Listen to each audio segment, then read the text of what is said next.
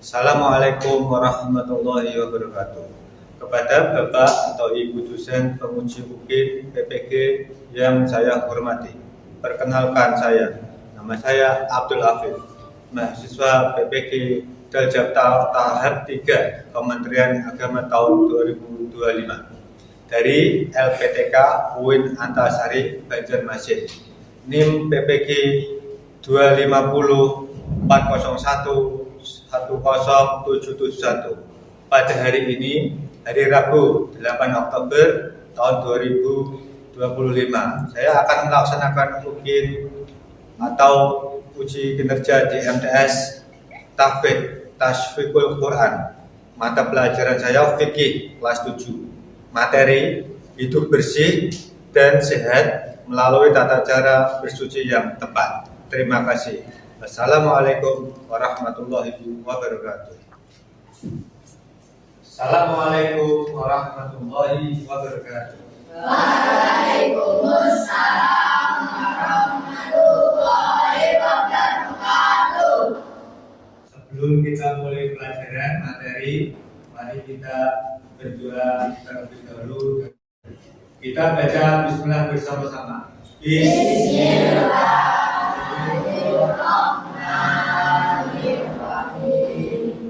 Terima kasih.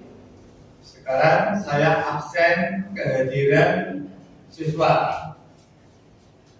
Nanti yang hadir, yang boleh hadir. Yang pertama, Aditya, Afrina, Ana, Ibu Sakit, Afila, Indi, Haira, Lutfan Faros, Hadir. Muhammad Anwar, Muhammad Burhanis, Naura, Nila, Olivia, Syakira. Terima kasih. Sekarang kita akan bahas materi masalah hidup bersih dan sehat baik cara bersuci. Tapi sebelum kita mulai, kita akan membahas materi sebelumnya, yaitu masalah bersuci. Kita akan menggali yang lebih dalam. Baik, sekarang akan memberikan pertanyaan tematik. Yang pertama, apa pengertian bersuci? Silakan jawab. Atau ayo siapa? Faros. Apa bersuci? Apa jawab bersama-sama? Toharo. Bersuci itu toharo. Silakan.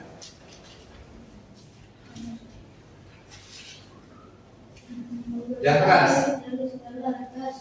Baik atas kecil maupun atas besar.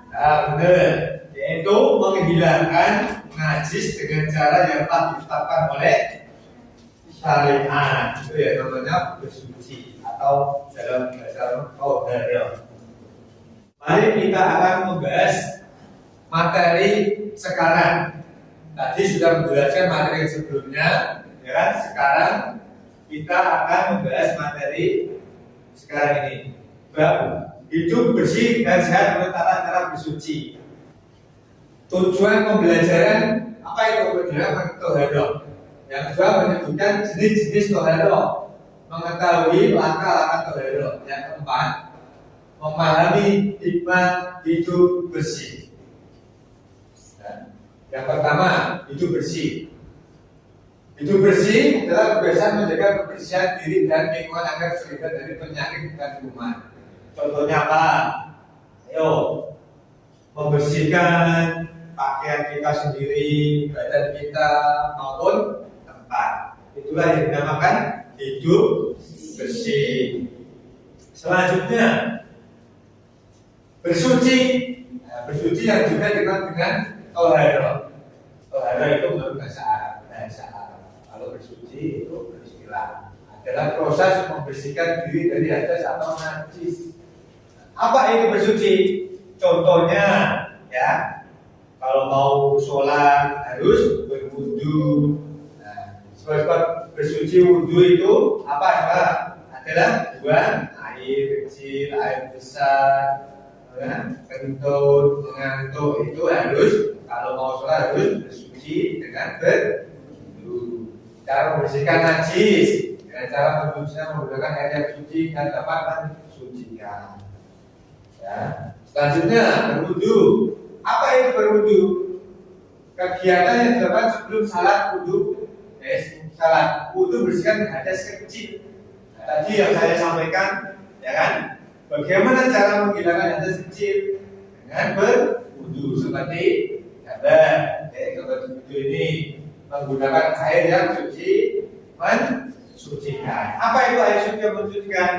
Air yang belum tersentuh benda apapun, yaitu dari sumber air sendiri. Nah, macam-macam air nanti dibahas ada lagi. Kalaupun kalian dalam keadaan darurat tidak ada air, sudah mencari mana air, boleh tayamum. Tayamum itu apa? Sebagai ganti wudhu. Nah, wudhu itu dengan air, tapi alat tayamum itu dengan apa? Debu. Nah, ini tayamum mengganti wudhu yang dilakukan jika tidak ada air atau saat sakit. Nah, itu boleh tayamum menggunakan debu yang suci. Ya kan? Hikmah hidup bersih. Yang pertama, hidup bersih mencegah penyakit dan menjaga kesehatan tubuh serta lingkungan. Saya jelaskan. Jadi kalau ada orang yang menjaga hidupnya bersih, baik itu pakaian atau badan atau tempat, ketiga itu pasti orang itu lingkungannya pasti sehat, terutama dirinya sendiri. Nah, selanjutnya kebersihan adalah keberkahan dan rahmat dari Allah. Nah, yang ketiga, kebersihan meningkatkan rasa kepercayaan diri dan kenyamanan, nyaman kepada diri kita sendiri. Ya. Yang selanjutnya berempat, menjaga kebersihan, mengajarkan disiplin dan tanggung jawab.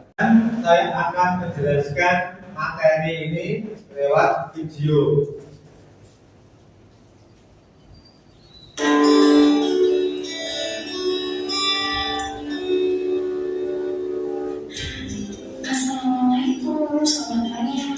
Sekarang saya akan memberi pertanyaan yang mengenai yang terkait sama gambar di video tadi.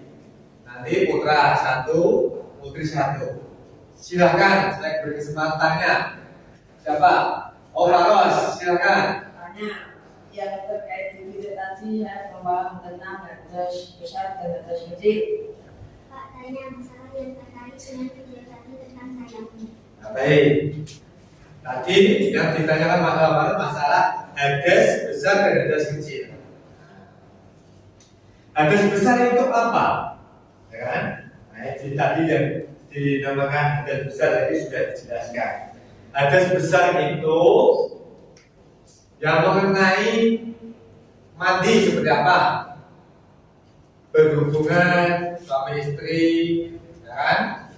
Terus nifas, terus mandi jenazah,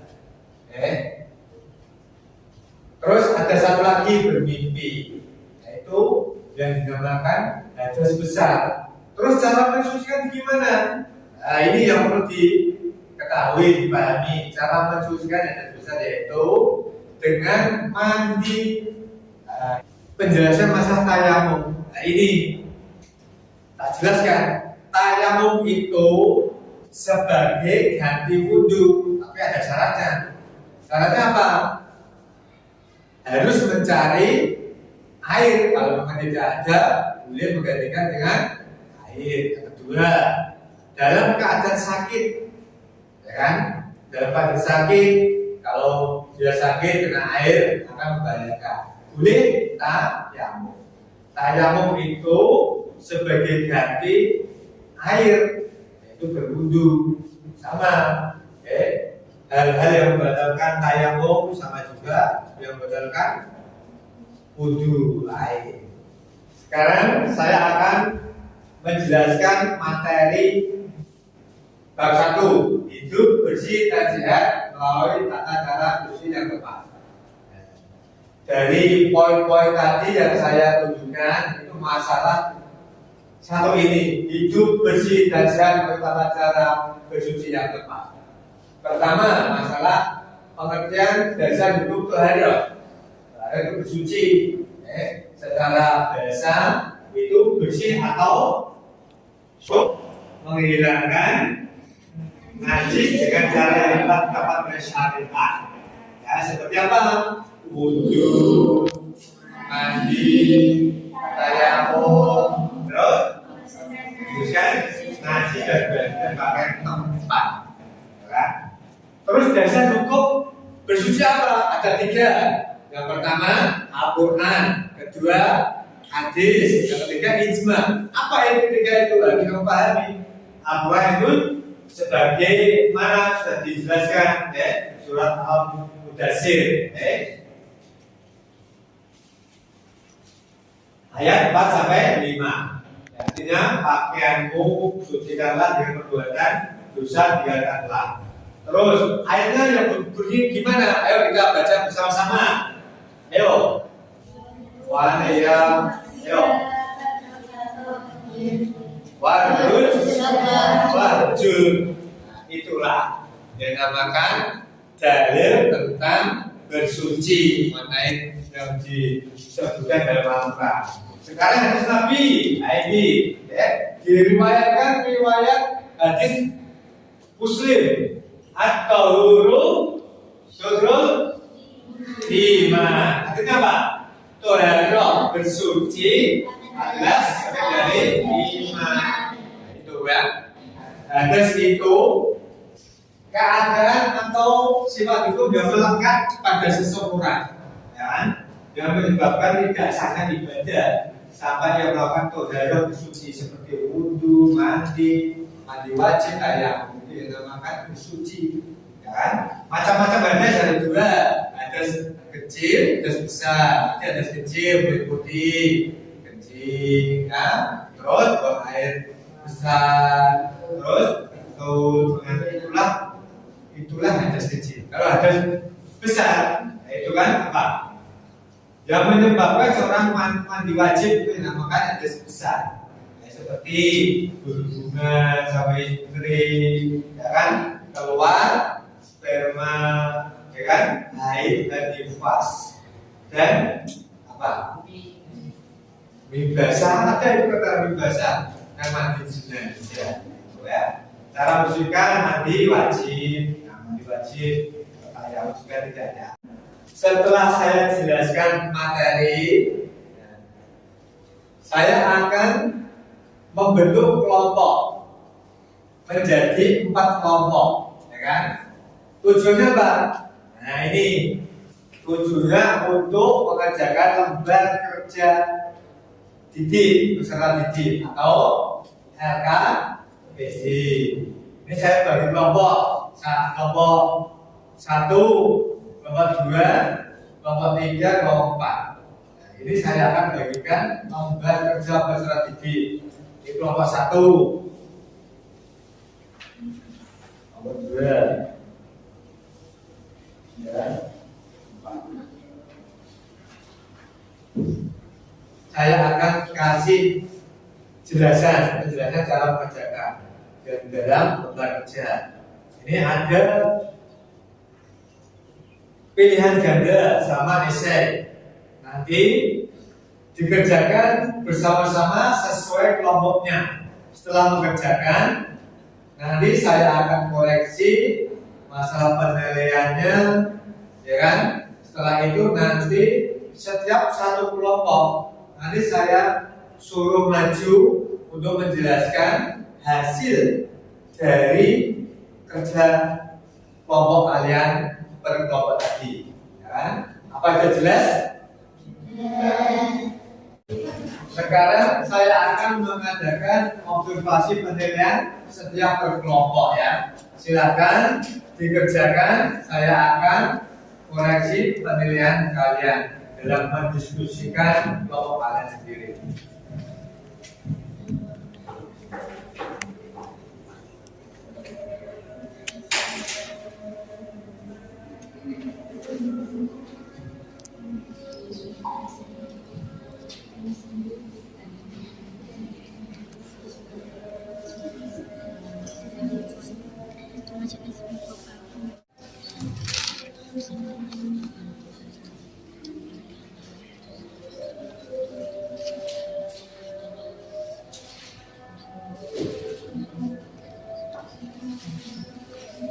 Sekarang setiap kelompok saya ingin setiap kelompok maju untuk menjelaskan hasil kerja kalian. Dimulai dari kelompok 1, kelompok 2, kelompok 3, kelompok 4.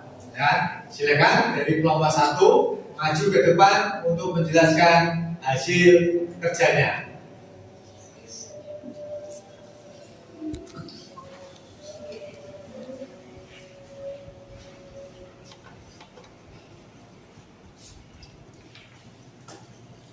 Silakan mulai.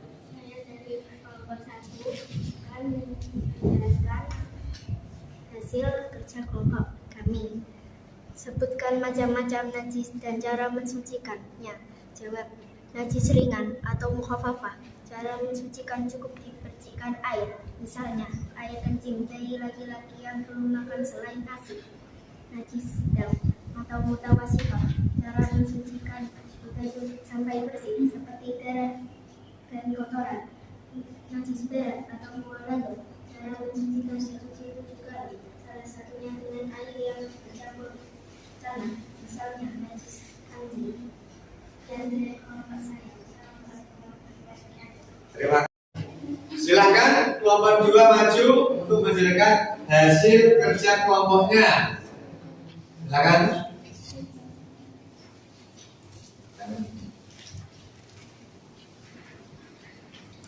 Silakan kelompok 2.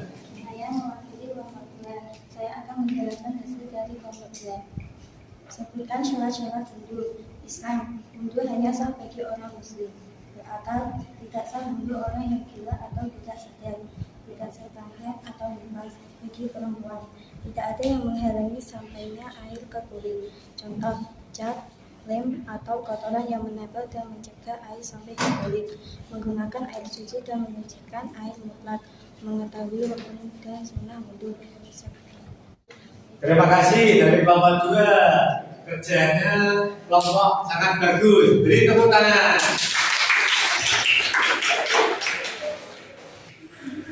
Terima kasih dari kelompok 3. Ya, beri tepuk tangan. Silakan duduk. Kelompok 4 silakan maju untuk menyampaikan hasil kerjanya. Silakan. Salam. Saya mewakili kelompok 4. Saya akan menjelaskan hasil kerja kelompok 4. Sebutkan sebab-sebab tayamum. Jawab, 1. Tidak ada air setelah berusaha mencari. 2. Ada air tapi tidak bisa digunakan karena uzur, sakit, luka. Terima kasih. Assalamualaikum warahmatullahi wabarakatuh. Terima kasih pada kelompok 4. Beri tepuk tangan.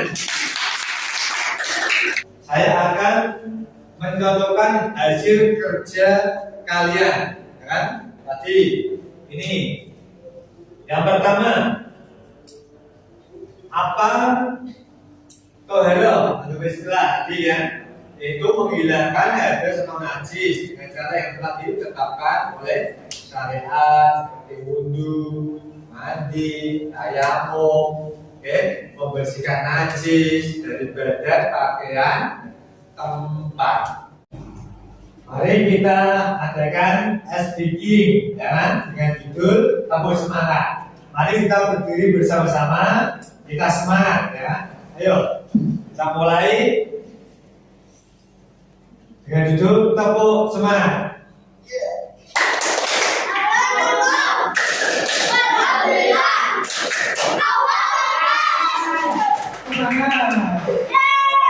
Apa yang kalian rasakan saat memahami materi ya yang dirasakan pada kalian semua? Apakah menyenangkan atau bagaimana?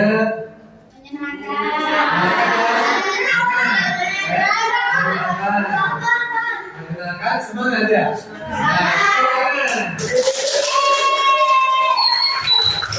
Saya akan menyimpulkan semua materi-materi masalah hidup bersih dan sehat melalui cara bersuci yang tepat. Ya, saya simpulkan. Yang pertama masa toharo. Ya, toharo merupakan kegiatan kehidupan yang tepat, yang sangat penting untuk setiap orang Muslim. Saya akan memberikan tugas mandiri. Tujuannya supaya kalian bisa lebih memahami materi yang saya jelaskan tadi. Bagi satu.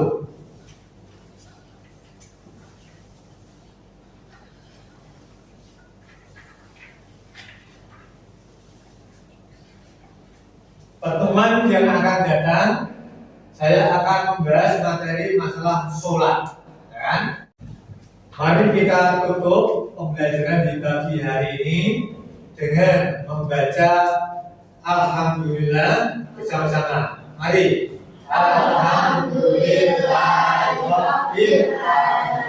Sekian dari saya. Wassalamualaikum warahmatullahi wabarakatuh. Waalaikumsalam.